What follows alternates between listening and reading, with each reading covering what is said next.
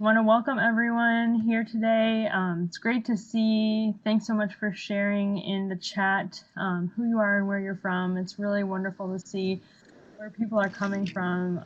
So it's just really encouraging in this time to feel connected to people from all across the country. So thank you for doing that. And we're just so glad you're here.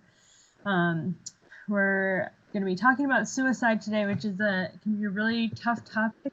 It's, as people were saying, it's really important, and I'm just so glad you're here. And we want to have an opportunity for providing hope and support for each other and for our communities. So I want to welcome everyone again. My name is Kate Trams, and Avis Garcia is going to be presenting our first session on our series on suicide, and we're going to be focusing on prevention today. We did want to mention that we know that people are not participating in some of these activities today because of the and shut down STEM movement, and we understand that people may not be joining us for that, and we totally support that choice. We want to stand in solidarity with Black lives in academia and in STEM, and our choice to continue this meeting was not in ignorance of that. We wanted to continue the work we do every day to reduce minority disparities in healthcare, and our events are intended to be safe spaces for Native people and voices in academia and in the community. So we appreciate you being here, and of course we just wanted to pay our respects to decided not to join us for those reasons today. So thank you. This training series is brought to you by the National American Indian and Alaska Native Mental Health Technology Transfer Center. We're part of the MHTTC network, which also includes 10 regional centers, a network coordinating office, and the National Hispanic and Latino MHTTC. This project is supported by the Substance Abuse and Mental Health Services Administration, or SAMHSA, and the content is developed by the presenter, and the opinions expressed do not necessarily reflect the views or policies of SAMHSA or HHS. In the next couple of days, we will send out a follow-up email to everyone who attended, which will include a link to the recording, handouts of the slides, and we normally include a CEU request form. Our center is an educational provider, and we'd be happy to provide you with CEUs for attending today. We're currently waiving any fees for CEUs during quarantine, and when we send out the follow-up email, you can simply reply to that email to request a CEU certificate for your attendance. Immediately following today's webinar, you will be redirected to our GIPR evaluation. This survey takes just a few minutes to complete and asks about your satisfaction with the event. The feedback is critical to our future work, and we would value your opinion and greatly appreciate your taking a few minutes to share your thoughts with us. You will be muted for the duration of this webinar, so please use the chat pod to share your questions and comments, and we will address questions at appropriate points during the presentation. I want to welcome our speaker today. We have Dr. Avis Garcia. Dr. Garcia is an enrolled member of the Northern Arapaho Nation and affiliated with the Eastern Shoshone Tribe of Wyoming. She earned her doctorate in counselor education and supervision at the University of Wyoming and is also a licensed professional counselor and licensed addictions therapist. For 19 years, she has been a mental health provider in the treatment of Native American youth and families. So I'm really excited that we have Avis sharing with us today, and that she's going to be doing 2 of our sessions in this series on suicide, this one and then our one in August as well.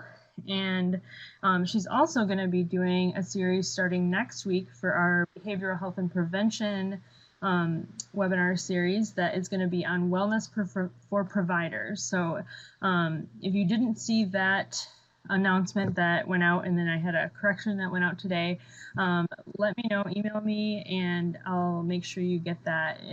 That's going to be a really great series as well. So I want to welcome Avis, and I'll pass things over to you at this time. Thank you. Good morning or good afternoon, wherever you're coming from. I see we have a lot of participants here.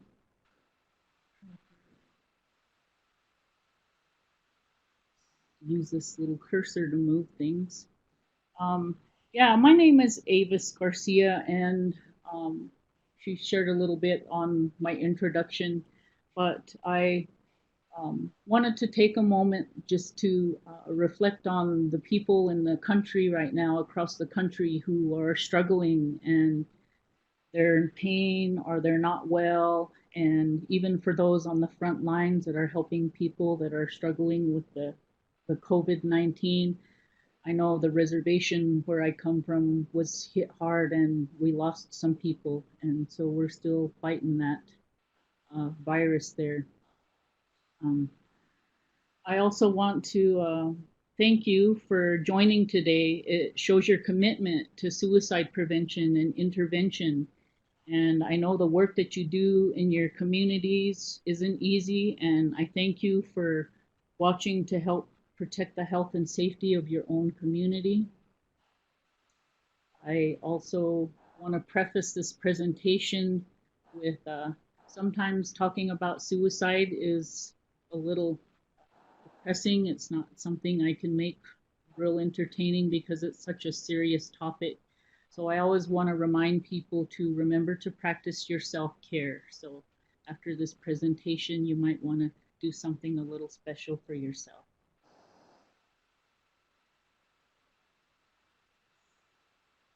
I'm from the Wind River Reservation here in Wyoming. I was born and raised there all my life. And the picture you see here to the left of the screen is a magazine cover that was done in 2002.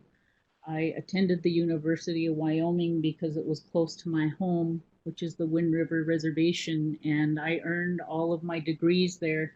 Although I didn't earn them consecutively, each time I went back for different reasons. And now I do a lot of presentations on various topics. I also am a director of a substance abuse treatment agency here in Cheyenne, Wyoming, which is the capital of our state. Although I frequently return home and go to the university now and then to work with the students that are attending there. I have some lived experience in dealing with suicide. What brings me to this field was my own personal experience of having lost my own brother.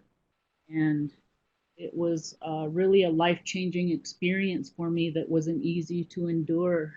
And because of that, I decided that I wanted to help and see what I could do to help prevent even more suicides on the reservation where I come from. And now to reach a much larger audience like I am today.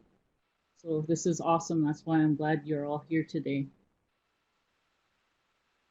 I came across this quote as I was doing my research, and it really stuck with me. And some of the slides that are going to follow are a lot of statistics. It says statistics are merely aggregate numbers with the tears wiped away.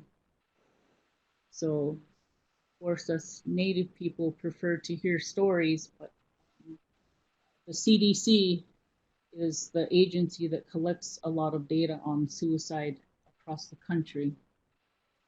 When I talk about my personal experience in dealing with suicide, these are some pictures that I found. This is my brother. And in 1985, there was a suicide epidemic on the Wind River Reservation where I come from.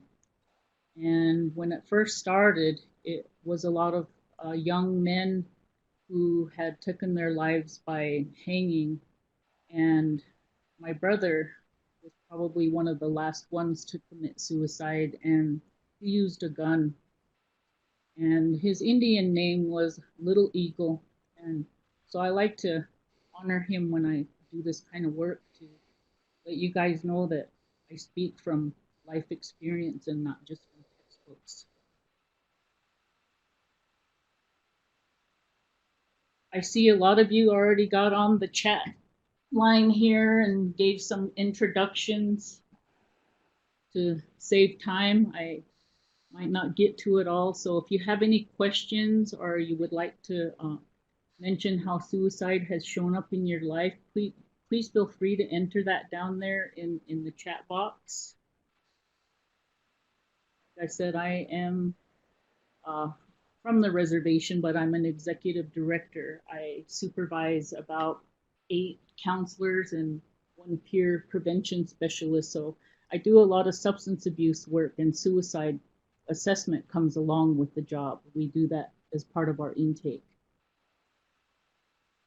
Some of the goals of this presentation are to reduce fear, cover some hot topics, and provide a comprehensive framework.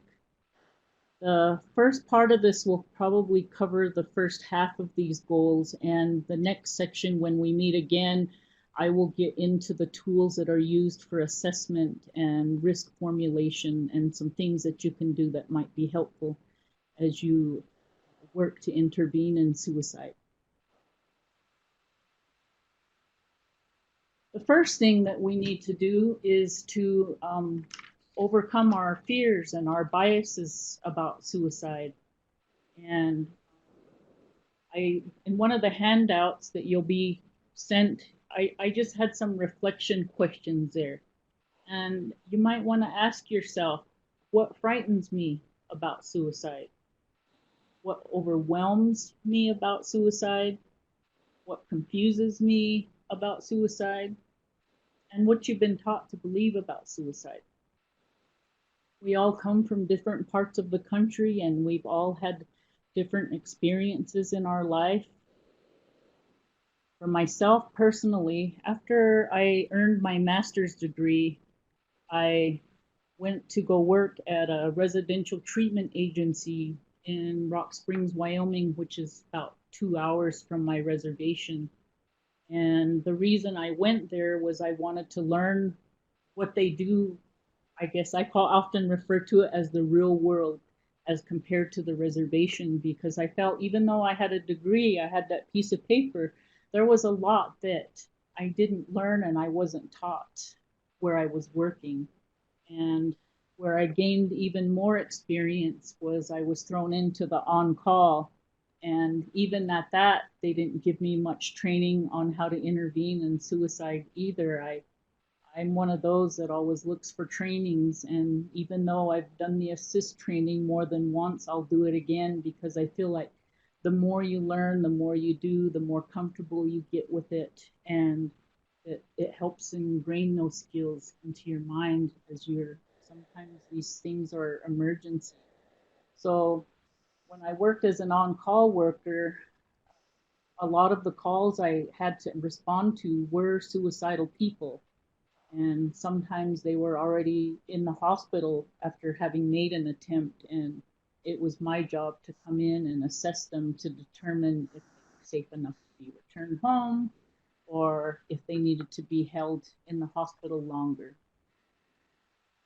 So that's why I say I come with a lot of experience. The number one fear of clinicians, 97% fear that they will have a suicide of a client. And as a supervisor at the university training master students from time to time, we would get clients that were working with our master students that were learning to become counselors, and they would encounter suicidal clients, and I was always glad to be there to give them some support and guidance that they needed to manage them. 1 out of every 5 mental health service providers will experience a client suicide each year. Fortunately, where I'm working now, we haven't had any suicides since I've been where I'm at. But while I was at the University of Wyoming, we did have some suicides on campus. On that reflection exercise, we need to take some time to do some self-reflection of our own personal experience with suicide. Clinicians are suicide loss survivors. I will put myself in that category. Clinicians as suicide attempt survivors, I've met many. Some of them are national speakers. clinicians living with suicidal thoughts and feelings. There are clinicians that have major depression and other emotional disorders that makes life more challenging for compared to those that don't. So we have to be mindful of them and be supportive of them if we're working alongside them. And clinicians who are personal caregivers for others. I also want to remind everyone about confidentiality, being a safe place for people if they want to share something, as I did myself. Starting out in the hot topics, this is a map on the suicide rates in the United States, and it is by per 100,000. And here we have the statistics. If you look in the dark blue areas, these are the mountain areas, and Wyoming ranks number 2 among the suicides of the United States. And I live in Wyoming, so a part of me wonders what that is all about. And sad to see, I've seen some research where they're even suspecting that high altitude might have something to do with the high suicide rates in these areas. And Alaska is number 1. I think Montana is number 3.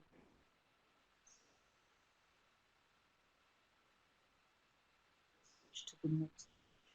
This page covers here the leading causes of death in the United States. I know it's a little bit outdated, but when I go to look, these collections of data take time for them to post, but this was the most recent that I could find that covered all of the age categories. And if you look up here from the ages 10 to 14 to 25 to 34, that suicide is the second leading cause of death across the country. This is in the United States. And then if we go up a little further from 35 to 54, the suicide rate is the 4th leading cause of death for that age category. And as we move over to the next generation, it is like we're down the 8th cause of suicide, and then it goes even further down. I wasn't able to fit that. I think it's like the 10th cause for 65 plus. Although recently we are seeing an increase in the 65 and over population of suicides. And then when we look at method, I'm often asked what methods are used for suicide, and this also comes from the CDC. As you see, the total number of deaths since 2016 was 44,965. With the majority of those completed by firearm. Suffocation is next, and under suffocation, that can also include pain. And the poisoning can also be overdose or other chemicals, and then other would be trauma with use of a knife or jumping off of a bridge, or having an accident, or stepping in front of an oncoming car. Some of the main methods that are being collected by data. And if we look at the percentage of suicide deaths in the United States by sex, looking at female and male, none of these data really point out any LGBTQ information, although I know that population is at a much higher risk than most. So for sake of covering this slide here, you want to see that the males use more firearms. There's a color code legend here. So the dark color is the firearm. The next color is the poisoning. So men are more likely to use a firearm. And women, it looks like they're almost pretty close there of poisoning or firearm. And then suffocation is the next one, and then the other. That's just to give you an idea of more men do complete suicide and more females attempt. And this next chart here is suicide rate by race and also by sex. So we've got the females on this side and we have the males on this side. So as you can see, it starts out with the American Indian that are non-Hispanic at the very top with the highest rate. And this is what really concerns me is whenever I look at all the social problems we have in the country, Native Americans are always affected at much higher rates than the general population is. So that always makes me glad to see that there people like you are here that care and want to help people. And then it goes on down by white, Hispanic, black, not Hispanic, the Asian population, and the black population. So the number gradually decreases. To the next page. Again, this is suicide rates by age. So we look at the age category right here on each side of the chart. And this is the females here, and the males are here. So we've got the highest rates. They seem to be pretty steadily on the males, different age range. But you can see starting at age 15 to 24 is when those numbers start to spike in a majority of them.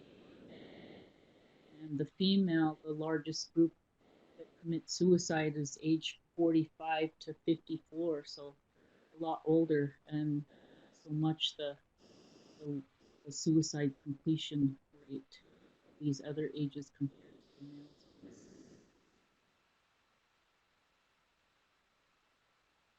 Okay, what is the connection between mental health and suicide? Mood disorders, especially major depression and bipolar disorder, put people at a much higher risk for suicide. When we get further into this presentation today, you'll see what's being done to help people, especially depression. Substance use disorders are common with suicide. PTSD, especially with anger and impulsivity. Schizophrenia, borderline personality disorder, and also eating disorders. I have a client who has schizophrenia, and his family called me to let me know that they had taken him to the hospital and being concerned. When he came back to me, I had asked him what had happened, and he had shared with me the schizophrenia, but this has been something he struggled with all his life. And he said, my doctor told me when the voices start telling me to hurt myself that I need to go to the hospital. And so I was really glad that he had been to someone before who told him what to do for himself, and he did get himself to safety. Alcohol and suicide. Alcohol use in groups can facilitate connection. Alcohol is also used as self-medication. Many of those that are struggling will use it to not, I tell my clients that you're using it to address your depression or whatever issues might be causing you some problems. That's where they become dependent upon that. Alcohol is disinhibiting. Again, it's the difference between thought and attempt. In the majority of the research studies that I read and the statistics that I looked at, alcohol is a contributing factor in about a third of the suicides that are carried out. 40% of people treated for alcohol dependence report at least one suicide attempt. As a drug and alcohol counselor, part of the drug and alcohol evaluation does ask questions about suicide, and I do get a lot of people that do report at least one suicide attempt in their life. And when I'm doing that, I'm always asking them, did you get help? Did you go to counseling? What did you do? Did you get over that feeling? And some of them didn't get help and some of them did. So it's really good to ask questions and keep that in mind when you're working with them. People that are dependent on alcohol have an increased lifetime risk of suicide, about 10 to 15% as compared to the general population, and findings also vary by cultural attitudes. Alcohol and suicide statistics. People that drink are 120 times more likely to commit suicide than those that don't. Every 40 seconds, someone in this world dies by suicide. And 29% of suicide victims had alcohol in their blood system, as I shared earlier. So alcohol is a contributing factor. It was also when my own brother committed suicide. Opioid and suicide. Opioid epidemic has been a big problem on our reservation of people using pills and getting hooked on them, and these are the hardest people to treat with substance abuse disorders. Non-cancer pain is linked to increased suicide risk. Increased doses of opioids are found to be a marker of increased suicide risk. Many overdoses may be suicides. And the quality of life management and pain is poor for long-term opioid users. After a certain point, the use of opioids is no longer going to help these people. So whenever you're encountering clients that are using pain as their, whatever's causing them problems, it's really good to help them find alternative solutions to address their pain and not go to taking opioids. Additional forms of trauma related to suicide. I'm sure many of you have heard of the ACE study, the Adverse Childhood Experiences from childhood trauma, be it physical, emotional, sexual abuse, and physical neglect. Veterans, military sexual trauma, combat trauma, moral guilt and injury. And the Air Force Base here in Wyoming, when I worked there last, they had about 3 suicides the year that I was there, and they were service members that were in active duty. And there are historical trauma, and I included the Sand Creek Massacre. This is a massacre that involved the Northern Arapaho people in 1864. And I feel that this is still something that the people on my reservation are struggling with to this day.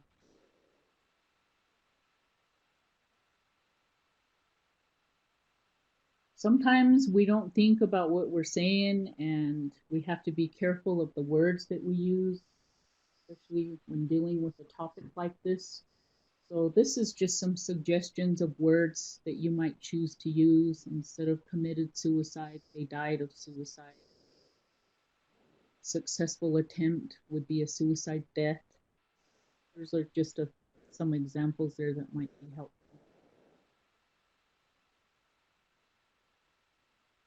A lot of the researchers now, in an effort to prevent suicide, are really starting to focus on people that have survived suicide, those that got help or managed to survive the attempt that they made on their own life. This book here I attached as one of the handouts, and it's called The Way Forward. And it has a lot of really good information to work with people that have made an attempt on their own life and ways to intervene. It's all gathered from survivors, so it's a really good resource to have. So I attached that.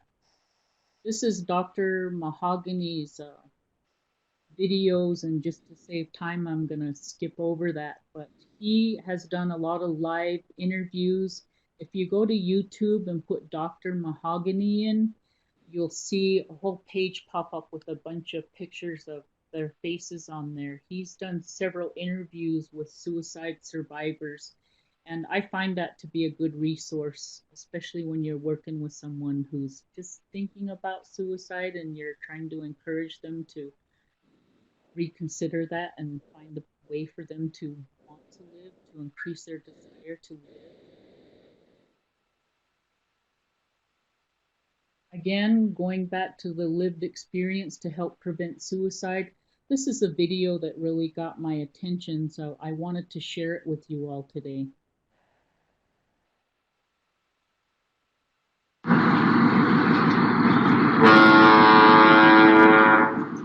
Why are we here, Kevin, with all these film crew, people around here, cameras, everything? I mean, why are we here? What's this about? We're here because each of us matters, but next to that, we're here at the Golden Gate Bridge 15 years and some change past the day I jumped off of that bridge right next to that first pillar on the San Francisco side to attempt to die by suicide because I thought I was useless. I thought I was not worthy to be here. And we're here today to film a great portion in the next 2 days of our documentary film. This is a film called Suicide: The Ripple Effect, because that's what suicide does. It has a ripple effect. And for every one death by suicide, at the very least 115 people are directly affected. And the tertiary response to that death until the end of time in that one family and their friends and their friends' friends and their colleagues, it goes on forever. It never ends. We're trying to find out what that ripple effect does to families, what it does to the people around those families, the people who experience that death or that attempt. And we're also making a beautiful film about the powerful and positive ripple effect of stories of hope that are helping people heal and find recovery in all kinds of aspects of change in their lives. I'm lucky to be here. And this ripple effect is going to go on and help a lot of people. But let me tell you something. We need your help. Because right now we have going on the Suicide the Ripple Effect Challenge. Challenging you at home to make a 2-minute video about how suicide has had a ripple effect on your life. Because your story is as important as this one. How did suicide have an impact on your life? And what are you doing today to help other people in recovery? Make a 2-minute video, drop it on our Facebook page, Suicide the Ripple Effect, or give us a note or email at suicidetherippleeffect@gmail.com, or just go to the website, Suicide the Ripple Effect. There's all kinds of ways to get to us. But share with us your effect of how suicide impacted your life, your family's life, and how you can help somebody else stay alive.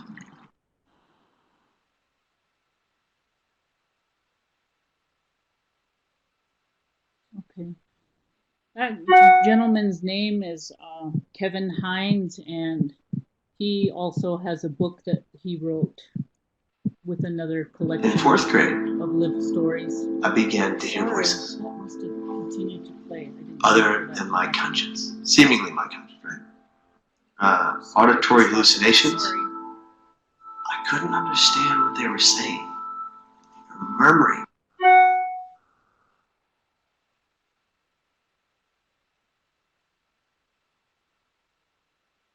Okay, sorry, I didn't mean for that to happen. We practiced this yesterday and I thought I had it figured out. Okay, moving on to the next slide. As he was talking, that we need to start talking about suicide and not be the elephant in the room. And I have all these little signs around there. These are things that we don't talk about that's going on in our homes, in our community. Mental illness is a big one that's a risk factor for suicide. A lot of people suffer with depression and don't get treatment or learn some skills of how to cope with that type of disorder that they have. Or either some people think suicide is a taboo topic because they think we're going to make people want to go kill themselves if we talk about it. And in fact, it actually has the opposite effect. Talking about it helps. Some people are ashamed. They don't want to talk about someone in their family is suicidal, or someone themselves doesn't feel ready to or feel even worthy enough to share what they're really feeling. And the number one thing is just fear. We're afraid of it. It makes people scared that I remember when I first had to take my first call and being scared, but like I say, the more you do this, the more comfortable you'll get with it. And then also looking at culture and gender. There is some interesting information out there on the LGBTQ population that they do have a present with a higher risk of suicide because they struggle so much with their family and their social life in general because of who they are. And as time goes on, things are starting to improve. It's a slow process. I seen someone signing in earlier as I was watching people check in on the chat box of the Zero Suicide Initiative. There is a big SAMHSA funded grant initiative now across the country focused on the Zero Suicide Initiative. But then I was like, there's no way they're going to get zero suicide. So if zero is not the right goal, then what number is? So I'm all for any significant decrease. Even if I stop one person and get some one person to reconsider their life, I feel that that's making progress. So how did we get to the Zero Suicide Initiative? A lot of research was done, and a man by the name of Ed Coffey, who is the executive director for the Ford Mental Health Services in Michigan, started focusing on depression, just depression, and treating people for depression. And they, based on their research, they discovered some very interesting information that is really eye-opening to me. This is a picture of their data from that medical research that they did. And if you look at this bottom line that goes across the bottom there, those are the number of suicides of the Michigan general population. And this jagged line here is the people in Michigan that participated in this medical group study, and that involved being treated for their depression, just treating depression. So you could see their suicide rate was really high to start out with, and it dropped, spikes a little bit again and comes down, and then it goes back up again, and then it drops off. This last 2 years here, they had zero suicide with any of these people that they were treating. This is what led the initiative behind the Zero Suicide Initiative of let's get this out there, but not saying they have to do this, letting the people decide what they want to do to make that effort to decrease suicide in their own communities. So I'm glad to see someone who's working under one of those grants is here today.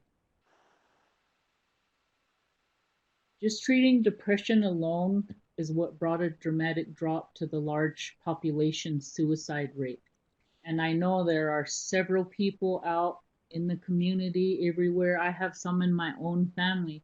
What I learned about the research that I did on suicide was suicide can run in generations and it can run in males. And I honestly think that there was depression involved in my brother's suicide and other family members' suicide. I lost an uncle and my grandmother lost a brother.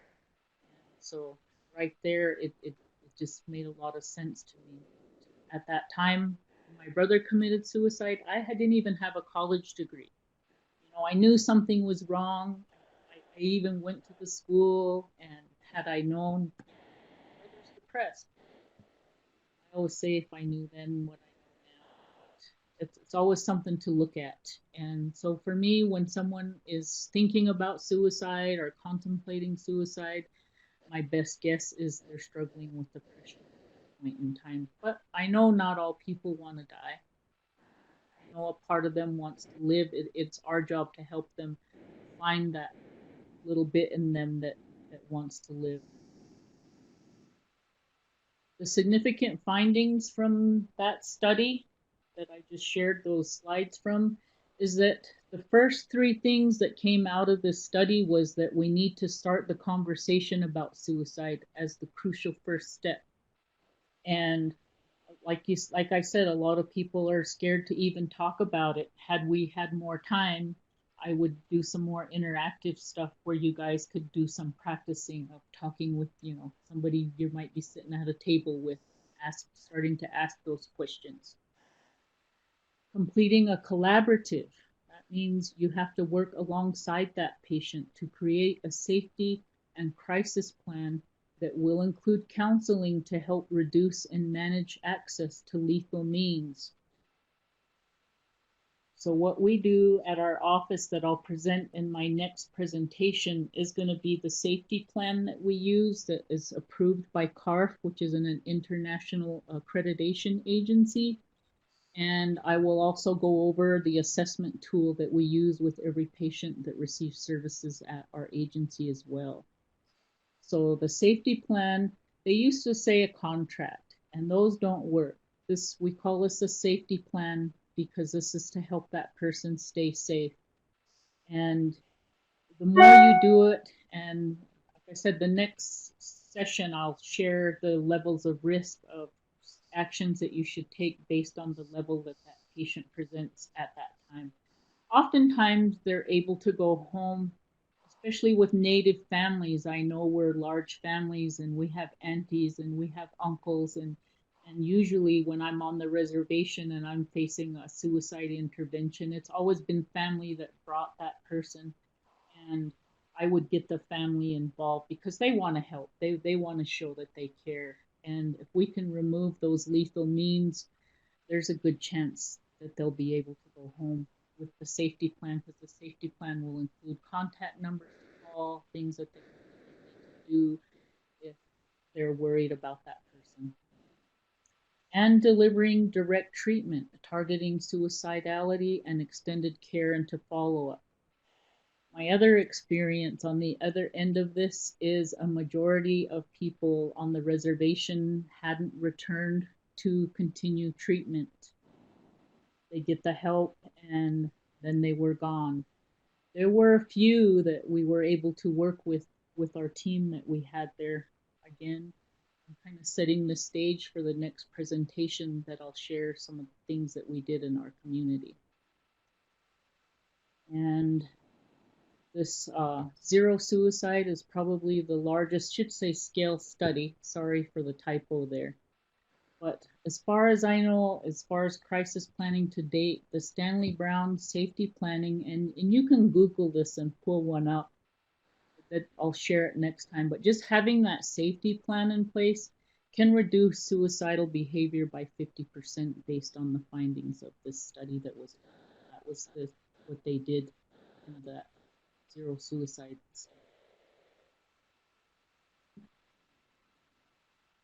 Zero suicide in health and behavioral health care. This shows that there's a commitment to suicide prevention and health and behavioral health care systems with a specific set of tools and strategies.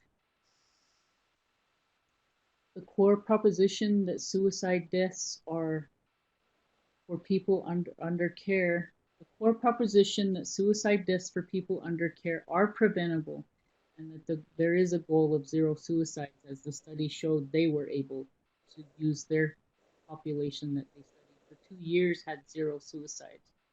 And that this zero suicide initiative aims to improve care and outcomes for individuals at risk of suicide in care systems.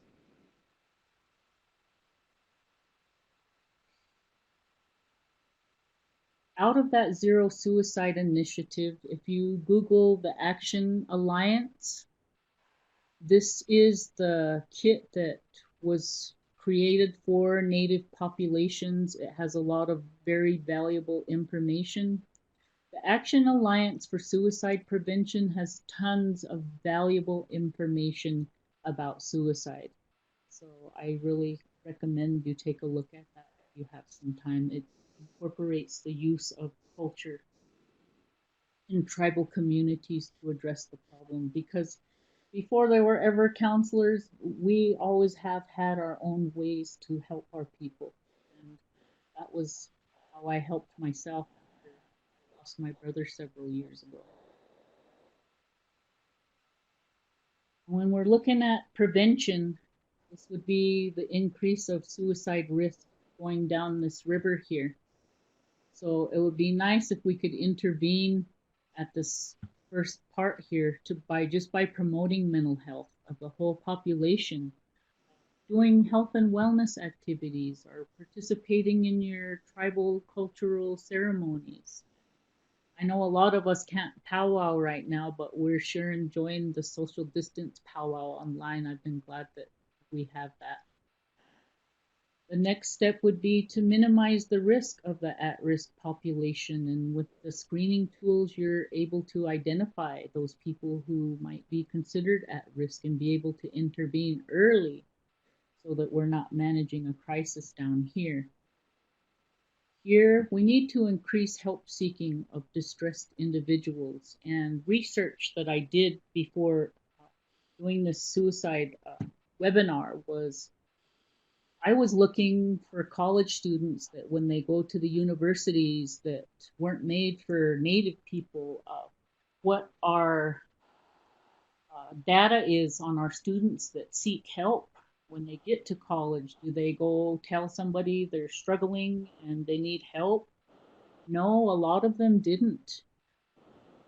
Culturally, we're not used to going to professional services to get help. We're used to going to aunties and grandmas and grandpas, and those are the people that we're going to go to. So I want to reiterate here, you do not need to have a college degree to help with suicide prevention. Anybody can do this. At the treatment center on the reservation where I worked, one summer we sent most of the clients to the assist training, and they really liked it. I was really glad to see them, and I was glad that they got the training because they're in those at-risk populations. They might help save someone. The next step would be restricting those lethal means and threats. Here in Wyoming, they issue locks for guns, for people to lock their guns and to help those people that are thinking about suicide. So you always want to, number one thing is remove the lethal means if there are any, where the person is going to return back home. And at the bottom of this catchment is managing the crisis, the suicide attempts, and the deaths. This is the whole comprehensive approach of that Zero Suicide Initiative that I wanted to share with you all. It's a big piece of where we're headed in trying to make changes with that initiative. Going back to the stream and the river there, the upstream approach, the goals would be to build those protective factors. Our culture is one of our number one protective factors. Doing language, we do camps. I don't know, we might not be doing them this summer, but we do camps where we bring elders in, and the younger generation learns how to cut meat and put up a teepee and prepare meals. Everything to do with our culture. We all have beautiful cultures where we come from.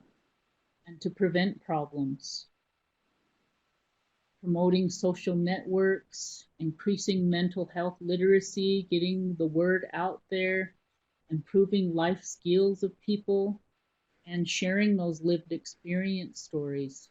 When I worked on which I still do, with the lady that runs the treatment program there, she shared with me that she's the director and she also lost a brother about the time I did in my life. So we shared that experience with each other.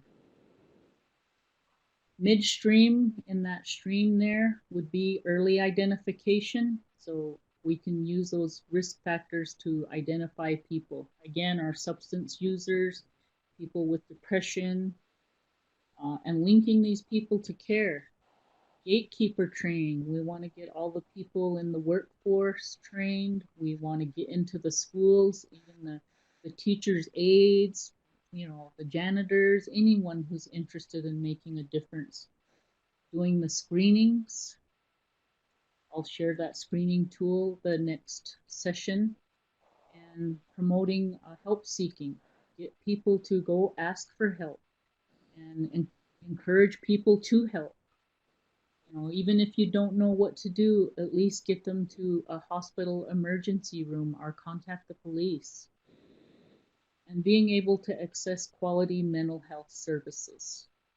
So that's a big one here, is increasing mental health services. And I know the reservation where I come from has really been working on expanding that because there's a high level of trauma there. And on the downstream, the goals is to manage the crisis and restore functioning, reducing that access to lethal means, removing anything dangerous, and giving that person who's feeling bad some dignity and some empowerment. I believe that we all have moments in our life that we experience things that are distressing to us, or we all have our moments in life and we all struggle, but it's important to reach out and ask for help and get the support that you need. So people need grief and trauma support. And I'll talk more about these in the next session that I have when we meet again. Return. You'll place your hand over your heart. It says, can you feel it? It's called purpose. You're alive for a reason, so don't ever give up. And I always give the National Suicide Prevention Lifeline. There's a number here you can call, you can text. If you text home to 741741, and online is a Suicide Prevention Lifeline. As I was Googling the site to get some information, somebody popped up in the corner and said, are you looking for help for someone? So I was like, cool, there's actually someone here ready to help me if I'm looking for it. So it's good to get this information out. I mean, even if you can just put this sticker on a bulletin board or somewhere where people can see it and hope that those that need it might use it.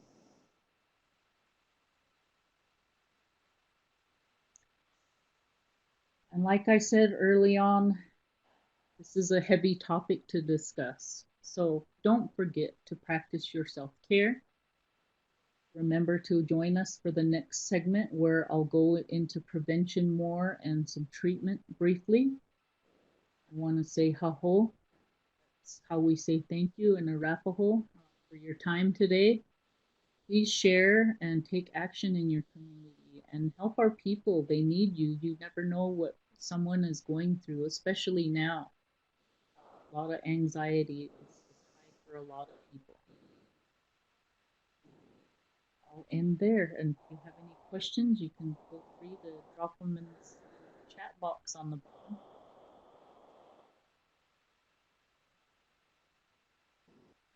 Thank you so much for that really, really wonderful presentation, Avis. And yes, I hope people continue to comment. We've had some really wonderful discussion and sharing in the chat box. And I noticed that a couple of our advisory council members are on, who have both worked in suicide prevention before in their careers as well. And so I noticed Jackie Gray just made a comment about talking about suicide and how this can be a cultural issue for some tribes that believe that speaking of something bad can bring that spirit to visit a person. Jackie, I just made you a presenter in case you wanted to connect your microphone and speak more about that. And I'd welcome Ray to jump in if you wanted to mention anything more about that. That's obviously an important aspect of talking about this, that we want to be respectful of cultural differences and things ways that might be viewed. And Avis, I don't know, did you want to, do you have any comments or thoughts about that? You know, that is not a question that has been posed to me on talking about suicide. And in my family, I want to say it was one of those taboo topics. And now it's ever so important that sometimes we have to do stuff that's uncomfortable for us. So in working with suicide, you have to get comfortable with the uncomfortableness if we're going to be able to make a difference with people. And I just feel that I don't know how we can not do it. And I understand we have to respect our elders and our cultural ways in doing that. But where I come from, I feel that our group did a really good job a while back. We worked with the juvenile services there on the reservation, and we had a really great team that involved elders and our sweat lodge. And like I said, I was going to share that in my next session, but even the elders are open and they see a need in my community at least. So I would like to hear those that spoke of bringing this up is a belief that it's going to bring a bad thing. Megan, this is Jackie. Yeah, go ahead, Jackie. Thank you. Okay, I wasn't sure if my mic was working.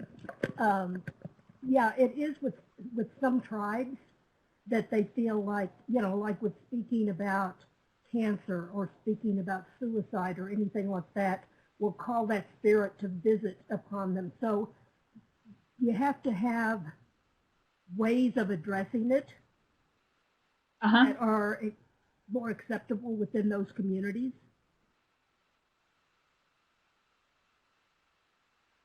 So it can still be discussed. It just has to be done with that in mind, that you're doing it in a way that's not viewed as calling the spirit. Okay. Yeah, that's interesting. Because I noticed Ray Daw and some others were commenting on the way that we talk about death and how important it is to use language that doesn't glorify death. And people in a really great discussion in the chat too about that and how to change, some of the language that we're using.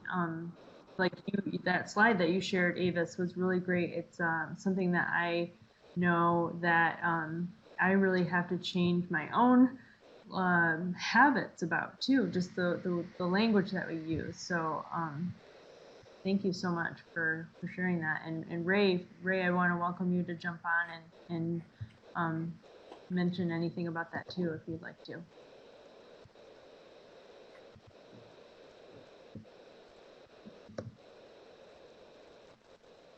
This is Ray. Can you hear me?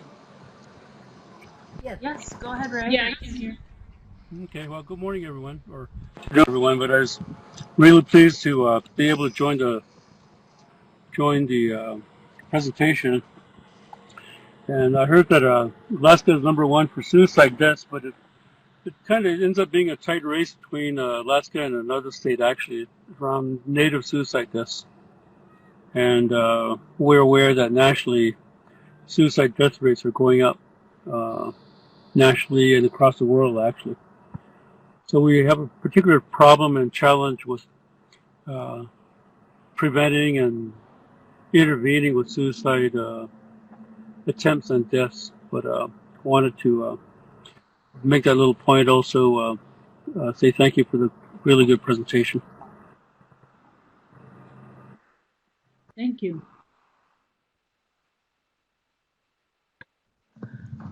I just wanted to share a comment that was just commented to the presenters. I think this brings up a really important point too. This person shared, the tribe that I work for received feedback from an individual after posting the suicide lifeline information and are not sure how we should respond or if we should respond.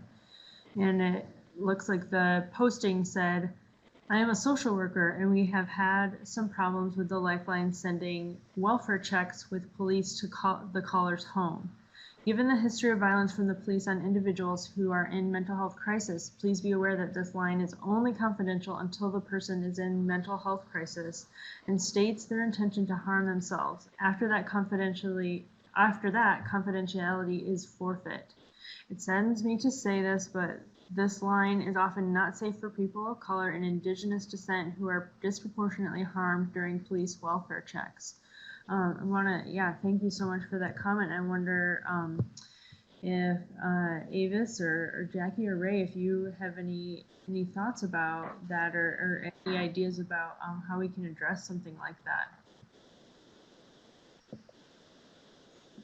Oh, I have to tell the person when I'm with them that I'm in a position where their safety is my number one obligation, like under the law. And I've never really had anyone respond negatively to anything that I've presented.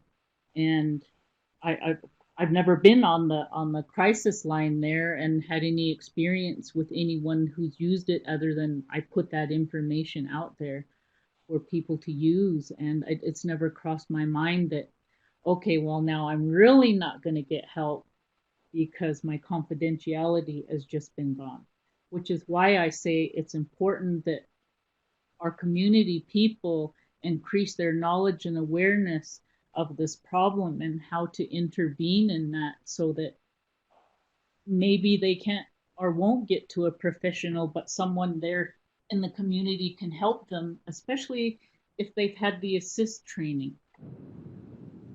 I would agree with Avis on all of that, but as far as the person on the line needs to involve the person that called in getting someone out for a welfare check, because just surprising them,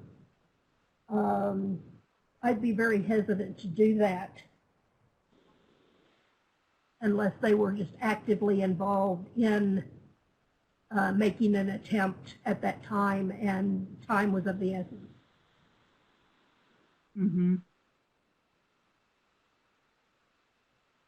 This is Ray Dog, and I wanted to point out there are some places where there are actually two kinds of crisis lines that are in place.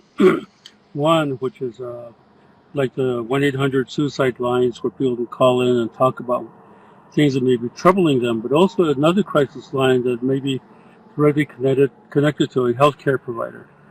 And those crisis lines, there are live people who people online who are therapists who work at talking with a person having trouble with harming themselves, but also end up making an agreement sometimes to have them come in, make appointments, or agree to have safety checks done on them. So there are two ways of doing crisis work that are not often done.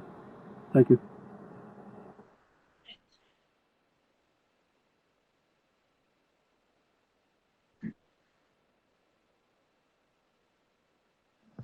Thank you so much. It's really been a wonderful discussion. I hate to cut things off, but I know people are mentioning in the chat that, you know, some others have other meetings to go to, so I don't want to take up too much of your time. But I want to reassure everyone, while we were recording this session today, the chat will not be in the recording, and so I want to make sure that you know that will be kept confidential to this meeting. And I just really appreciate the openness and sharing and the love that I have seen shared between everyone there. It's just really, really wonderful to see, and I really appreciate that. Avis, I want to give you a chance to say any final words, and then I'm wondering if maybe Jackie Gray might be willing to close us in a prayer as we finish up today. Sorry to put you on I just want to thank. That's fine. I just want to thank everybody again for taking time to. And now I'm echoing. just for taking time to be here to learn. Like I say, any knowledge you can gain from this is the whole point of the presentation today. Thank you. I think based on the conversation that was happening and all the wonderful comments, I think this has been a really great experience. And yeah, I just want to thank you so much for sharing with us, Avis. And Jackie, would you mind closing us in a prayer? Or if not, I can maybe ask someone else who might be willing to. Okay. Creator, thank you for being with us and bringing this great speaker with a wonderful message about a very difficult topic, and opening the hearts of those that are on the line for the presentation, that they may receive what has been offered in the teaching, and at being able to share amongst one another the things that they are aware of, whether of various types of help that may be available. We just thank you for this opportunity to come together and to discuss these topics, and ask that you make our path the one that we need to follow as we leave here today. Oh.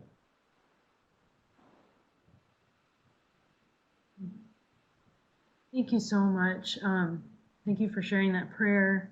I want to thank both Dr. Jackie Gray and Ray Doff for jumping in and helping facilitate this discussion. It's wonderful to have you both, and I really want to thank Dr. Avis Garcia for your wonderful presentation. And I just want to, remind everyone, as she mentioned in the beginning of our session today, since this is a heavy topic, we want to encourage you all to go and do something for yourself and to feel good. And I hope you all feel loved. Feel the love that is being shared across this meeting and the people that are joining us. So thank you all again, and I hope you all have a wonderful day. Thank you, Megan.